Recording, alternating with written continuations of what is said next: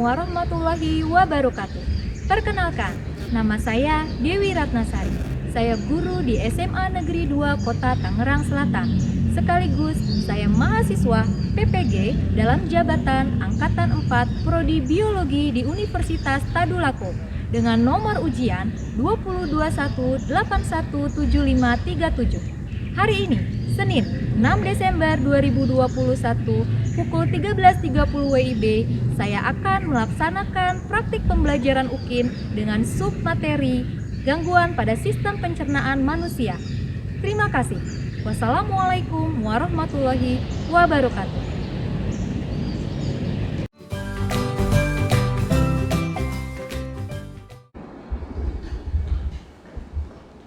Bismillahirrahmanirrahim. Assalamualaikum warahmatullahi wabarakatuh. Waalaikumsalam warahmatullahi wabarakatuh. Selamat siang 11 MIPA 1. Siang, Bu. Apa kabarnya? Baik. Sehat semua ya? Alhamdulillah. Ingatkan, kita tetap menjaga protokol kesehatan. 5M. Gimana, sudah siap untuk belajar hari ini? Siap. Jika sudah, peralatan tulisnya disiapkan, dirapikan penampilannya. Silent dulu handphonenya. Alangkah baiknya sebelum memulai pelajaran, kita berdoa terlebih dahulu. Ya, saya persilahkan untuk ketua kelas memimpin doa hari ini. Teman-teman, sebelum kita memulai pembelajaran hari ini, ada baiknya kita baca doa terlebih dahulu. Baca doa pertama dan dibaca masing-masing dimulai.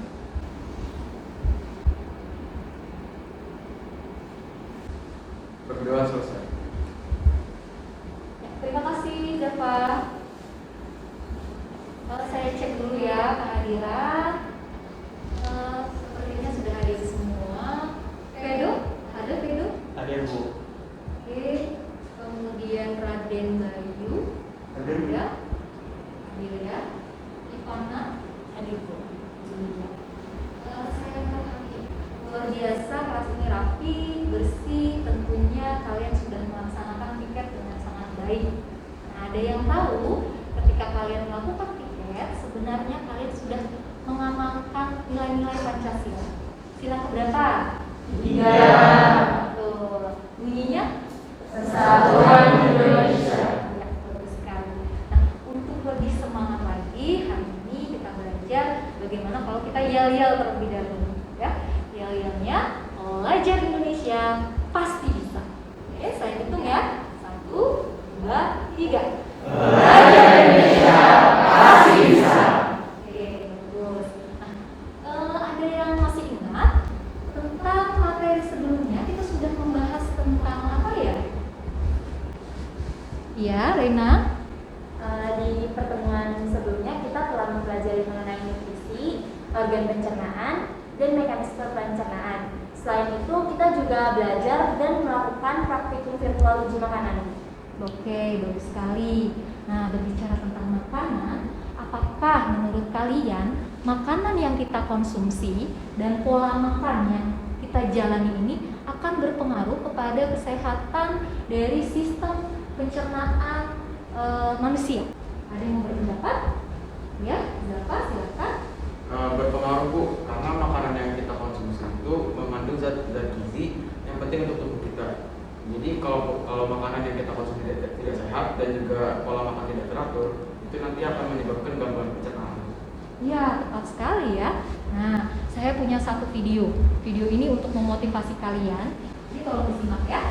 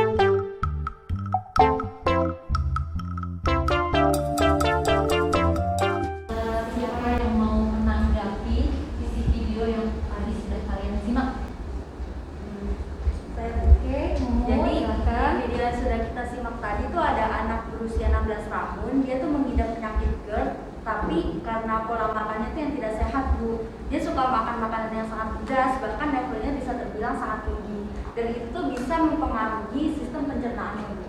Oke, betul, tepat sekali ya. Nah, oleh karena itu, manfaat kita mempelajari tentang materi gangguan pada sistem pencernaan manusia, diharapkan kita aware, kita peduli tentang kesehatan sistem pencernaan kita sendiri, gitu ya. Supaya apa? Supaya kita dapat mensyukuri semua nikmat yang sudah dikasih oleh Allah Subhanahu wa taala, Tuhan Yang Maha Esa. Cakupan pembelajaran hari ini yaitu berkaitan tentang gangguan, di mana nanti kita akan membahas tentang penyebabnya apa, kemudian gejalanya apa saja, dan upaya pencegahannya. Selain itu, kita juga akan belajar tentang teknologi dalam mengatasi gangguan pencernaan. Tujuan pembelajarannya melalui mengamati video, PowerPoint, modul, materi, dan tentunya diskusi kelompok. Nanti kalian akan dapat menganalisis gangguan pada sistem pencernaan manusia. Kemudian kalian juga dapat menganalisis upaya pencegahannya. Selain itu, kalian dapat menganalisis teknologi dalam mengatasi gangguan tersebut, gangguan dan upaya pencegahan berdasarkan pengalaman pribadi. Ini tujuan hari ini. Nah, supaya mengetahui kemampuan awal kalian, kita pretest dulu ya. Ya, saya sudah share di Google Classroom. Silahkan boleh dicek dulu.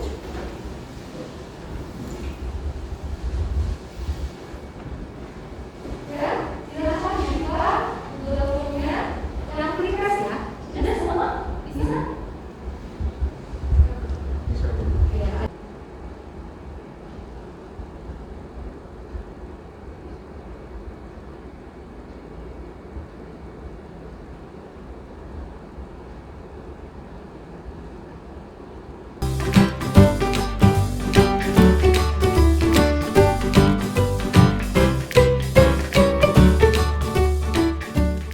Nah, perhatikan, saya punya satu video lagi untuk mensimus ada tentang permasalahan lagi tentang gangguan yang ada di dalam sistem pencernaan manusia.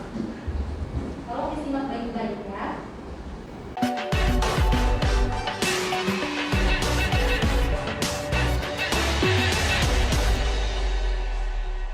Mitos versus fakta memberi kebenaran yang nyata. Ada yang pernah mendengar kalau makan biji-bijian menyebabkan usus buntu? Pasti sering ya? Tak heran, kebanyakan dari kita juga kadang takut jika pada saat kita makan ada biji yang ikut tertelan. Sebelumnya mau tanya dulu nih, seberapa bahaya penyakit usus buntu itu?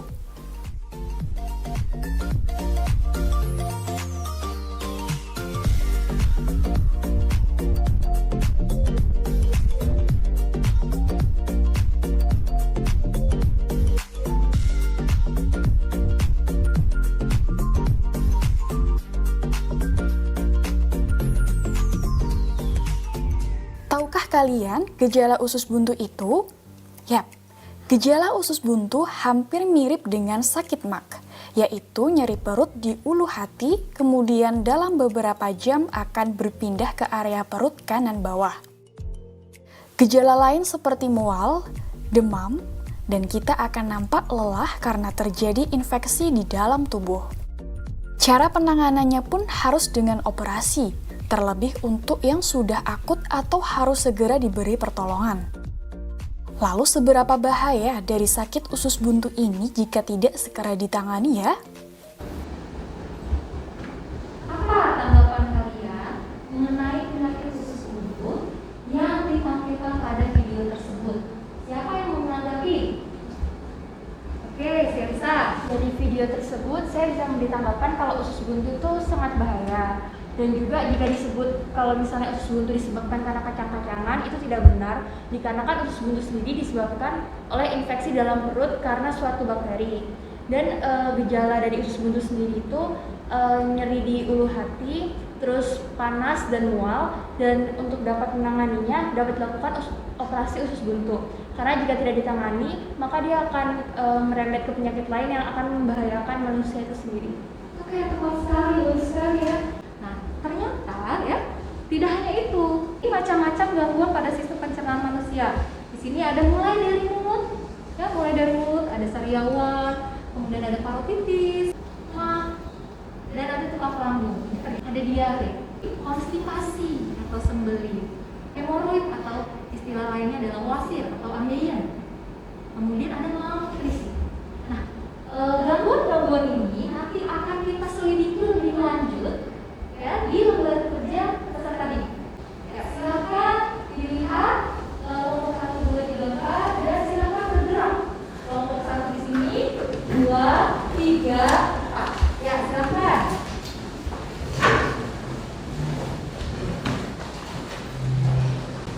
Udah ya. Ini saya bagikan modul dan LKP. Sudah dapat semua? Kita akan melakukan penyelidikan ya melalui diskusi kelompok. Jadi nanti kita akan memecahkan beberapa kasus yang ada di LKPD. Kemudian kalian akan membuat uraian berdasarkan pengalaman pribadi dan nanti kita akan simpulkan. Silakan 30 menit kalian pakai untuk berdiskusi dan mengeksplor penyelidikan sampai akhirnya kalian dapat memecahkan permasalahan. Ya, silakan. Ya, ini penyakitnya berat. Coba deh kita buka bagian. Ini halaman 9. Sejauh ini bisa ya? Ada. Boleh itu dibuka tapi untuk mencari informasi.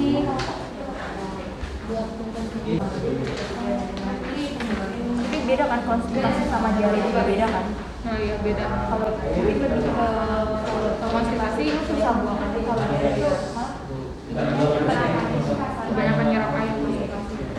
Yang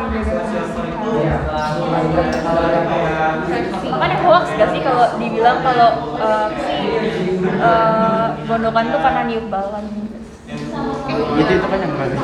itu enggak cuma soalnya virus iya virus kan soalnya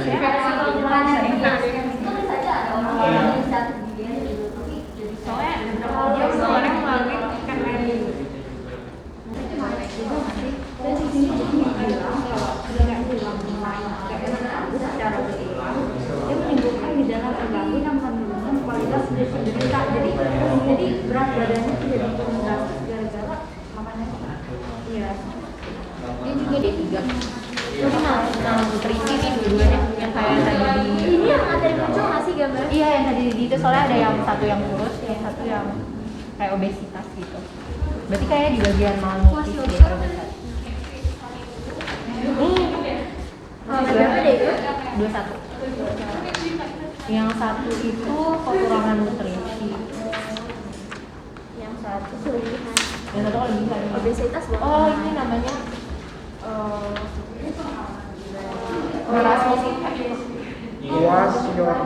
marasmus marasmus ya Marasmus kalau kurang.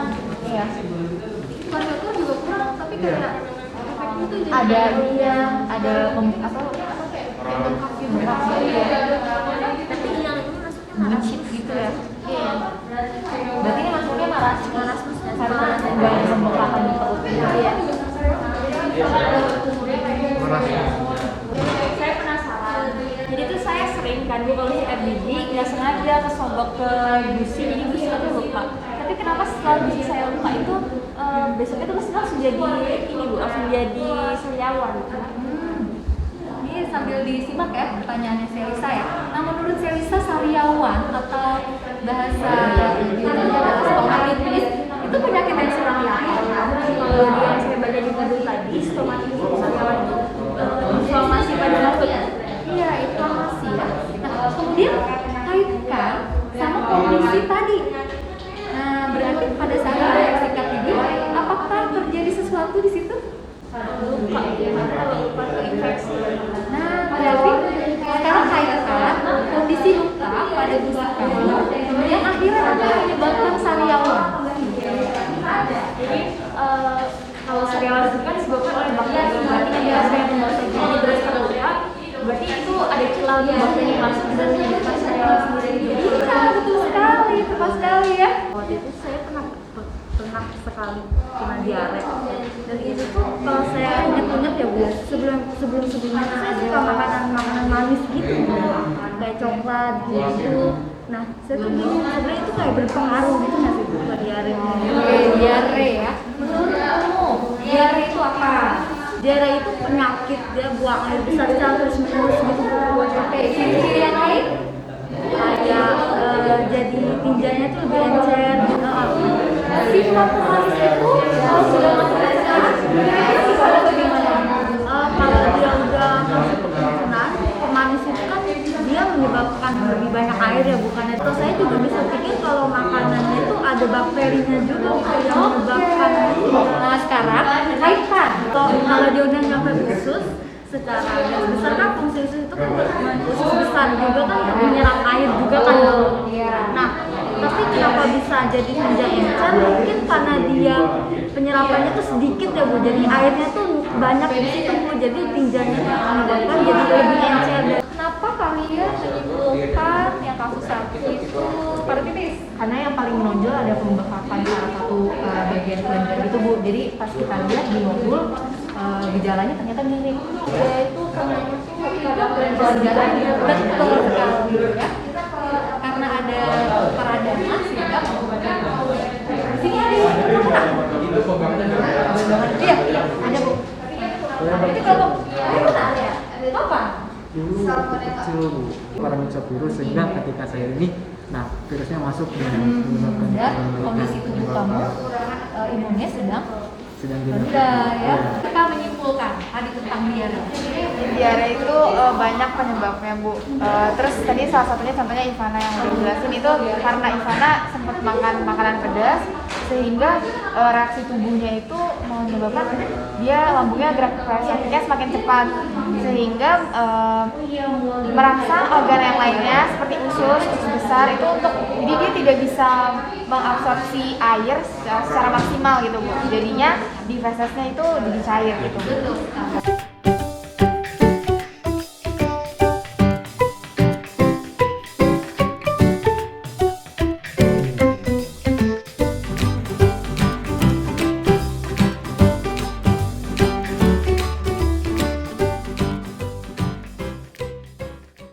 Kita akan mengundi siapa perwakilan kelompok yang mewakili membacakan hasil diskusinya ya.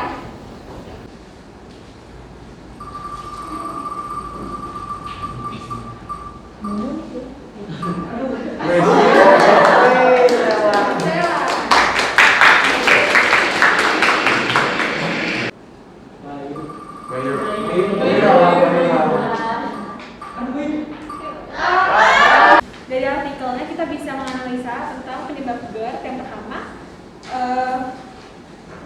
yaitu melemahnya cicing otot kerongkongan yang fungsinya mencegah makanan kembali ke kerongkongan sehingga GERD itu menyebabkan makanan bisa mudah kembali ke atas lalu memicu adanya heartburn atau rasa sakit di dada kita.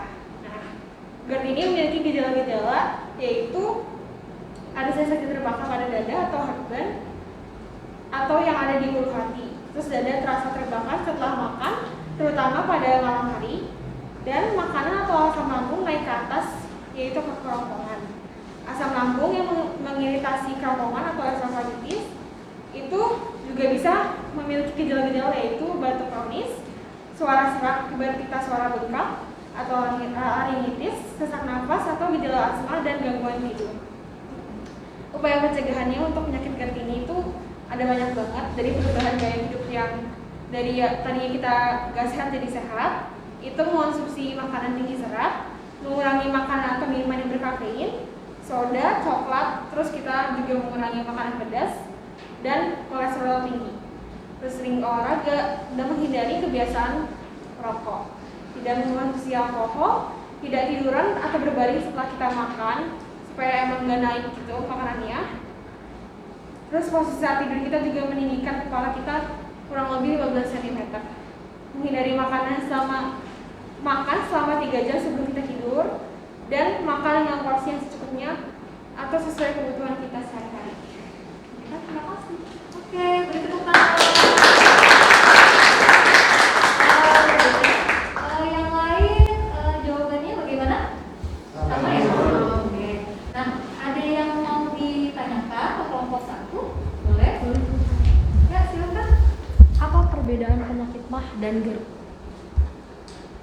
Bisa dijawab, silakan kelompok 1. Izin jawab. Boleh, silakan. Jadi perbedaan MAC sama GERD itu terletak pada definisi, gejala, sama penyebabnya. Untuk penyakit MAC itu merupakan suatu penyakit peradangan di dinding lambung, sedangkan GERD itu suatu kondisi di mana makanan yang sudah kita konsumsi, sudah kita telan ini tuh kembali naik ke kerongkongan bersama dengan cairan asam lambung. Untuk gejala dari MAC itu dapat berupa rasa sakit diare perut, mual, dan juga muntah. Untuk GERD itu sendiri, gejala itu dapat berupa seperti rasa nyeri atau terbakar pada bagian dada, suara sesak, dan ada perasaan menggumpal pada kerongkongan. Nah, selanjutnya penyebabnya itu apa? Penyebab dari penyakit MAC itu karena adanya iritasi atau peradangan pada dinding lambung. Sedangkan untuk penyebab GERD itu terjadi karena melemahnya si fungsi cincin esofagus yang menyebabkan makanan itu kembali naik ke kerongkongan. Oke, beri tepuk tangan kepada Saya sebagai perwakilan dari kelompok 2 akan menjelaskan hasil diskusi kami mengenai ALKPD 2. Yaitu kami akan menganalisa jenis dan penyebab penyakit pada kasus-kasus berikut ini. Kasus pertama, anak berusia 8 tahun mendatangi puskesmas karena memiliki gejala tidak nafsu makan, demam, dan pembengkakan salah satu sisi bagian kelenjar di bagian leher. Lalu ada nyeri pada pipi serta proses pengunyah memperparah keluhan nyeri. Dilihat dari gejala yang cukup spesifik seperti pembengkakan di bagian leher dan juga saat mengunyah terjadi rasa nyeri, maka dapat disimpulkan bahwa anak ini mengidap parotitis atau gondongan. Penyebab dari gondongan ini cukup banyak, tapi penyebab utamanya adalah penyebab utama parotitis adalah infeksi virus paramisovirus yang menyerang kelenjar air liur atau parotis di mulut. Nah, inilah alasan mengapa terjadi pembengkakan karena adanya infeksi dari virus tersebut. Namun, gondongan juga dapat disebabkan oleh penyebab lainnya seperti infeksi bakteri, yaitu bakteri Staphylococcus aureus, alpha hemolytic streptococcus, atau Streptococcus pyogenes. Lalu bisa juga disebabkan oleh infeksi jamur, Candida albicans, dan yang terakhir bisa disebabkan juga oleh adanya tumor. Pada kasus kedua, Aldi mengalami demam, mual, dan mengeluh rasa sakit perut yang hebat pada bagian kanan bawah.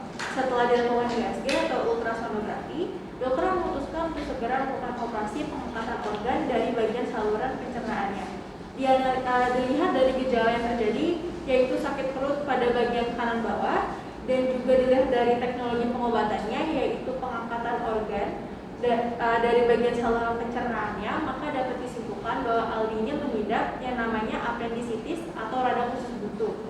Radang usus buntu disebabkan oleh cukup banyak faktornya, bisa disebabkan oleh infeksi bakteri, lalu penyumbatan pada lapisan saluran atau lumen appendix, oleh timbunan tinja yang keras, lalu bisa juga karena pembesaran jaringan limfoid, penyakit cacing, lalu parasit, adanya benda asing dalam tubuh, lalu kanker primer dan struktur. Namun penyebab yang paling umum terjadi adalah penyumbatan oleh tinja yang keras dan pembesaran jaringan limfoid. Lalu pada kasus terakhir, yaitu kasus ketiga, suatu daerah mengalami kekeringan. Minimnya air membuat kegiatan seperti mandi, kebersihan setelah buang air menjadi terganggu. Akibatnya beberapa warga mengeluhkan perutnya mulas, mual, muntah, dan mengalami buang air besar yang lebih dari 3 kali dalam sehari dan berbentuk encer. Beberapa warga dilarikan ke rumah sakit karena mengalami dehidrasi. Dilihat dari gejala yaitu buang air besar yang lebih dari 3 kali dalam sehari dan berbentuk encer, dapat dilihat bahwa warga di sini mengalami yang namanya diare. Nah, diare ini disebabkan oleh infeksi bakteri Escherichia coli atau E. coli. Nah, terjadi infeksi ini dapat dipicu oleh lingkungan hidup yang tidak bersih, karena kan di daerah ini lagi mengalami kekeringan ya, sehingga saat melakukan buang air besar ataupun mandi itu pasti nggak akan bersih karena kekurangannya air tersebut, sehingga karena tidak higienis dan sanitasinya tidak terjaga dapat memicu terjadinya infeksi dari bakteri E. coli tersebut. Sekian penjelasan yang dapat saya jelaskan mengenai ALKPD. Oke. Sudah tepat ya tadi jawaban dari kelompok 2. Mungkin ada yang mau bertanya atau menanggapi kelompok 2? Apakah mengonsumsi mie dapat memicu terjadinya usus buntu? Radang usus buntu itu kan bisa disebabkan antara jadi penyumbatan pada saluran usus buntu akibat tinja juga bisa karena pembengkakan pada saluran usus, pada kelenjar usus. Nah, tapi kayak sampai saat ini tuh belum ada fakta atau data yang membuktikan kalau mengonsumsi mie instan itu bisa mengakibatkan usus buntu. Nah, namun kalau kita mengonsumsi mie instan sebagai makanan besar itu juga nggak baik, karena mie instan itu tidak mempunyai gizi yang cukup. Kandungan garamnya pun banyak dan kalorinya juga tinggi. Jadi sehingga kalau kita mengonsumsi mie instan secara terus-menerus, otomatis tubuh kita akan kekurangan asupan protein, vitamin dan serat juga yang baik buat tubuh kita. Gitu. Oke, sudah tepat sekali ya. Selamat siang teman-teman semuanya. Saya perwakilan dari nomor 3 akan memaparkan hasil dari diskusi kelompok kami. Pada AKPD 3, di situ kami disuruh untuk mengamati perbedaan dari kedua gambar.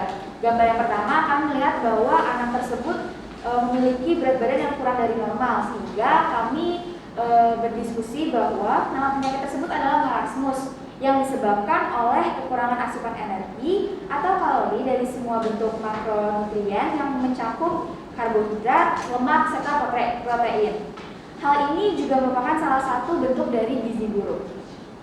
Gejala-gejala yang dialami juga banyak. Yang pertama, pastinya kekurangan berat badan. Yang kedua, ada kehilangan massa otot, lalu pertumbuhan terhambat. Bentuk fisik seperti kulit kering, rambut rapuh, dan terlihat lebih tua dari biasanya, serta tampak lesu dan diare kronis. Untuk mencegahnya, kita dapat memastikan anak tersebut mendapatkan asupan makanan yang cukup dengan pola gizi seimbang sepanjang masa pertumbuhan mereka. Selanjutnya, kita harus memantau tumbuh kembang anak tersebut, dan bila terjadi infeksi, kita harus segera memeriksanya ke dokter. Dan yang terakhir, dengan memberikan anak ASI eksklusif.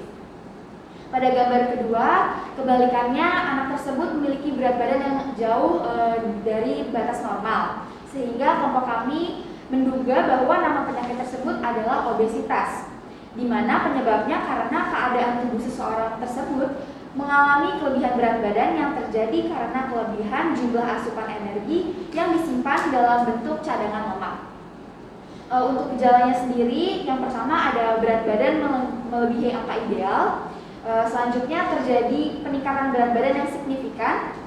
Selanjutnya nyeri otot dan sendi, gangguan pernafasan, dan yang terakhir tubuh juga mudah lelah.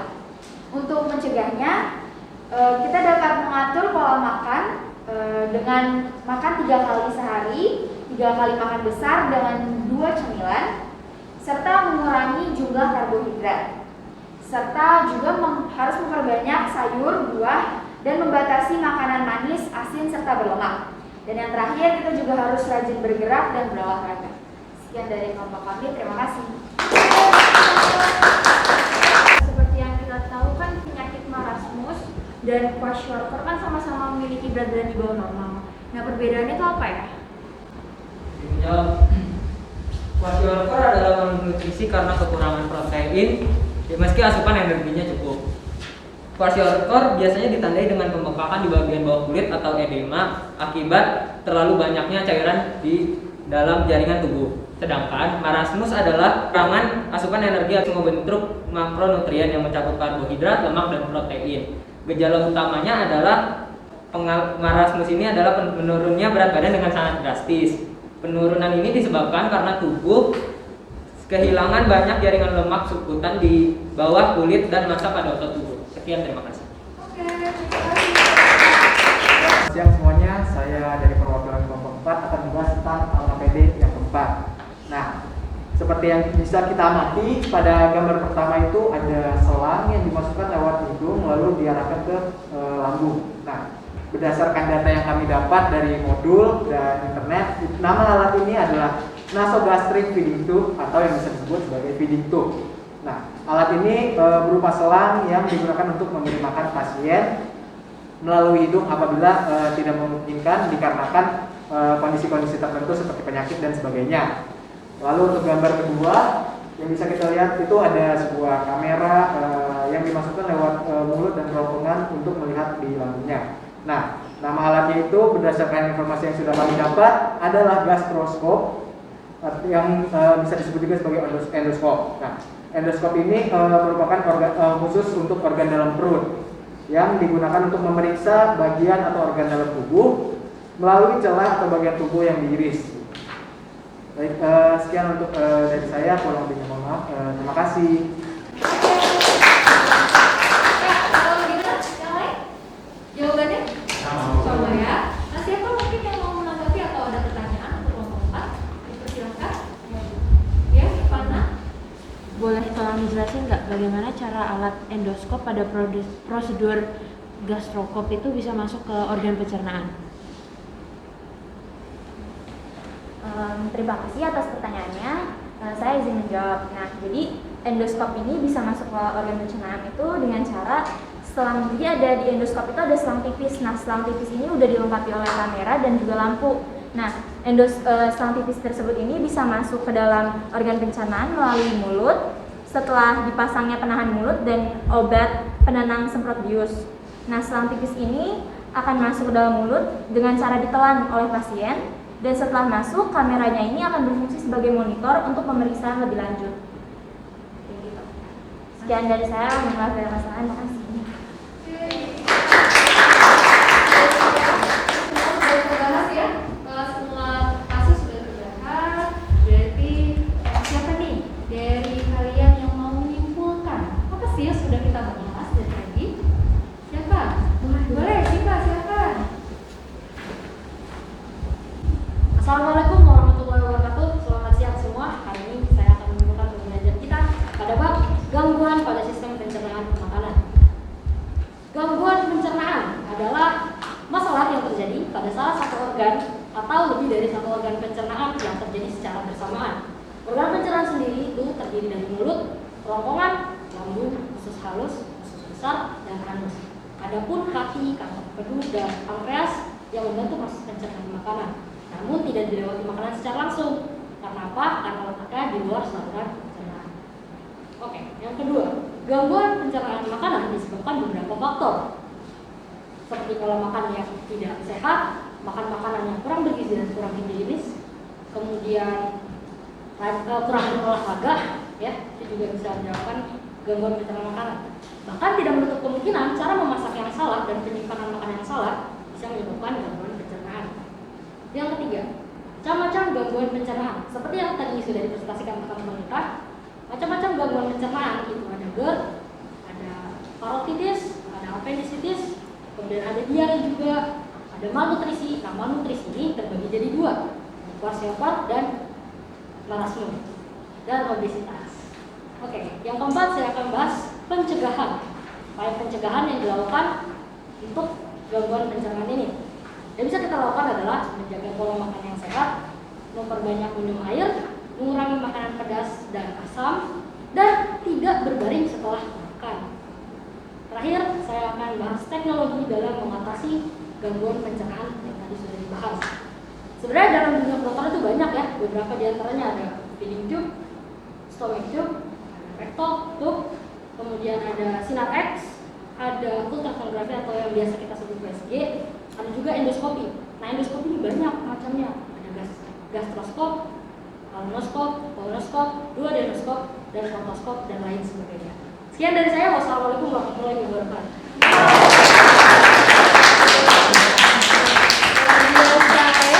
Sudah semua disimpulkan oleh Syifa. Nah, berarti yang terpenting, ingat, yang terpenting adalah cintai organ pencernaan Anda. Lebih baik mencegah kan daripada mengobati. Betul ya? Betul.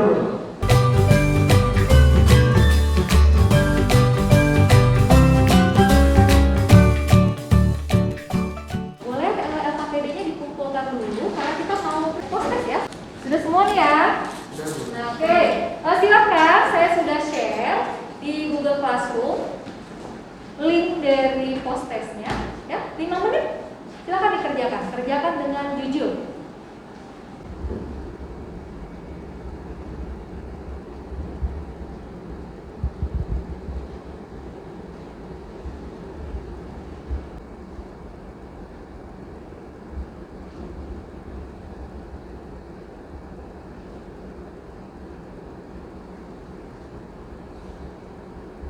Gangguan pada sistem pencernaan manusia.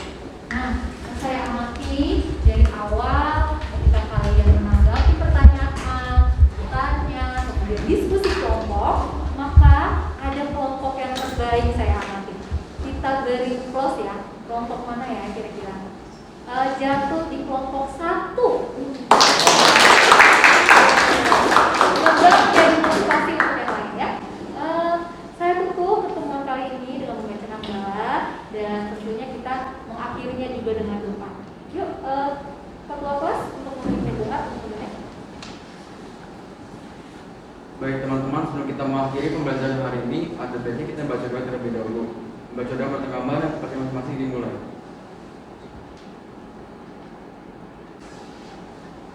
Berdoa selesai. Terima kasih Java. Saya ucapkan terima kasih untuk pembelajaran hari ini, kalian hebat dan kita akan bertemu lagi di lain kesempatan. Assalamualaikum warahmatullahi wabarakatuh.